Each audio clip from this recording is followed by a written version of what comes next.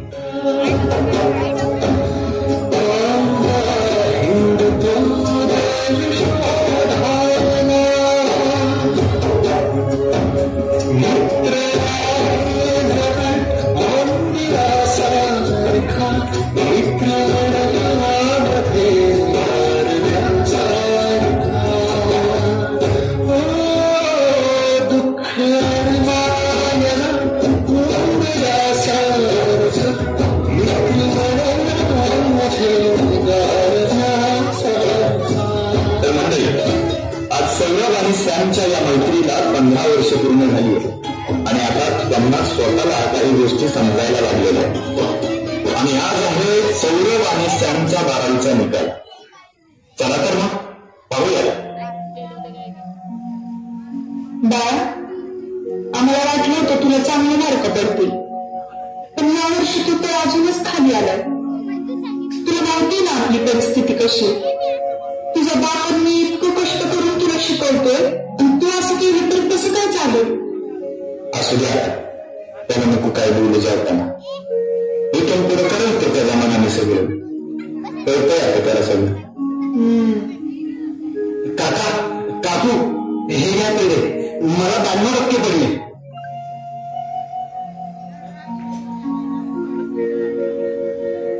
सॅम्या अरे घे ना त्याला.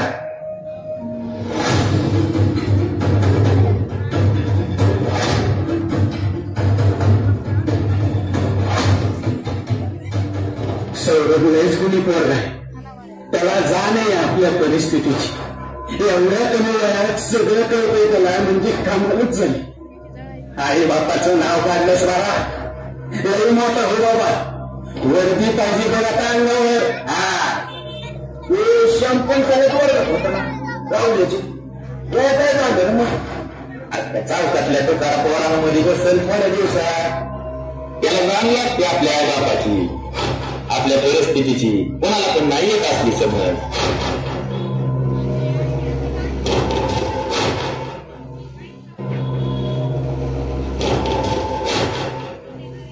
आपल्याला कोणाच्या छायाची गरज नाही. त्याला आपलं नाव पहिल्यापासूनच टॉप आहे.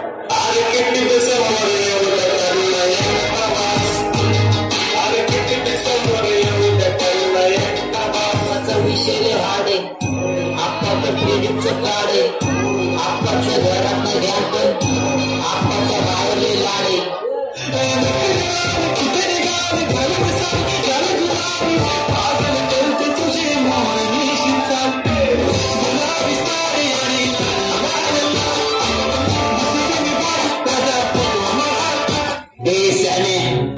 आजच्या चौकात दुकानाच घालायचं. चायला एखाद्या जखमीच करून मध्ये आलं तर म्हणजे बाकीची ना बरोबर फाटते तिच्या. अरे हल्ला करायची गरज पडली तरच करू, कारण काय तसं जाऊन दिसली तरी आधीच हातभर फाटते लोकांची. बाबा आपल्याला फक्त आपल्या गावची सगळीकडे दहशत पाहिजे. सगळीकडे फक्त आपली चर्चा पाहिजे. टीव्हीवर फोनवर सगळीकडे फक्त आपलंच नाव झालं पाहिजे. नाव चला उद्याचं प्लॅनिंग करू. सॅम अरे ऐक माझं, यात नको ऐकू. आत्ताच बाहेर पड. पुन्हा वेळ निघून गेलेली असेल आणि मग तुला कितीही परत येऊ वाटलं तरी तू काहीच करू शकत नाही. आता ते तू सांगतो का आता मला? बघ मी काय करायचं ते मी बघतो. तू तुझं बघा चल. अरे सॅम यार, काका काकूंचा तरी थोडासा विचार कर. अरे त्यांनी तुला एवढं मोठं केलं, एवढं कष्ट केलं तुझ्यासाठी, त्यांचा थोडा तरी विचार कर. अरे समाजात त्यांचं नाव आहे आणि तुझ्यामुळे ते माफीच नको मिळू. अरे ऐक ना माझं, एक काम करा ना सौरभ सर, तुम्ही निघा ना. तुम्हाला उशीर आहे ना अभ्यासाला, नका वेळ यायला घालू.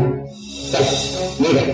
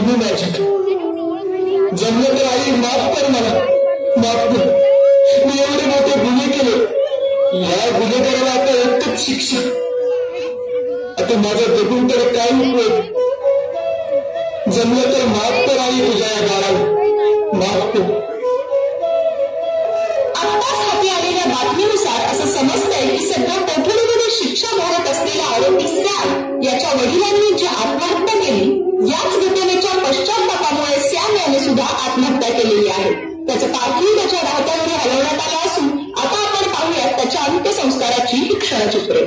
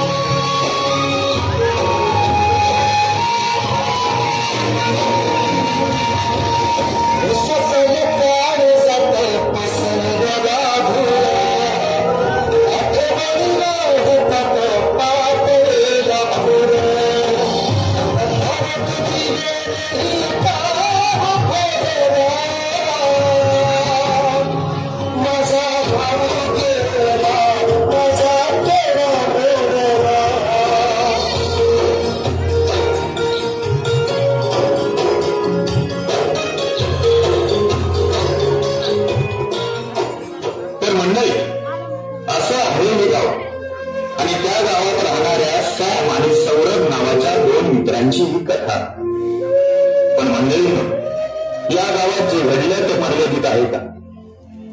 सध्या आपण पाहिलं तर असे सौरभ आणि सॅम आपल्याला प्रत्येक गावागावातील चौकात पाहायला मिळते. मंडळीनं परिस्थिती ही माणसाला कधीच बिघडवत नाही, उलट परिस्थिती ही माणसाला घडवत असते. त्यामुळे परिस्थितीचं कारण न देता सौरभ बनायचं की सॅम होऊन स्वतःसोबत आपल्या कुटुंबाचीही माती करायची, हे तुमच्या आणि माझ्या हातात आहे. शेवटी एवढंच म्हणावंसं वाटतं, हातातील शस्त्र ठेवली जातील उद्ध्वस्त झालेलं कुटुंब पाहून, हातातील शस्त्र ठेवली जातील उद्ध्वस्त झालेलं कुटुंब पाहून. आई बापाला तुझ्या डोळ्यात दिसणारं आशादायी भविष्य नेऊ नकोस निराशेकडे. तिच्या डोळ्यातली चमक नेहमी असू दे उज्ज्वल, जे की तुझ्या या गुन्हेगारी मिळून जाणार आहे. वाढलेल्या या व्यथांचं व्यवस्थापन करण्याकडे भर दे आणि तुझ्या सौजन्यामुळे तुला शांतीचा वर दे. अरे गुन्हेगारीत वळण्याआधी बघ फक्त तुझ्यातला माणूस एकदा, बघ फक्त तुझ्यातला माणूस एकदा.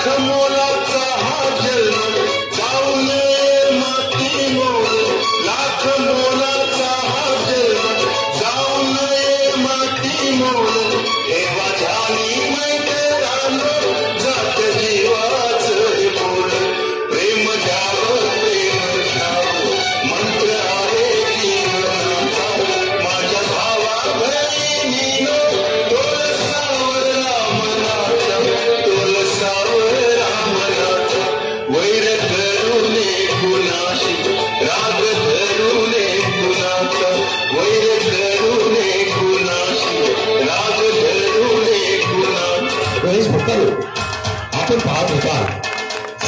हवा हॅलो लगेच आरती होणार आहे.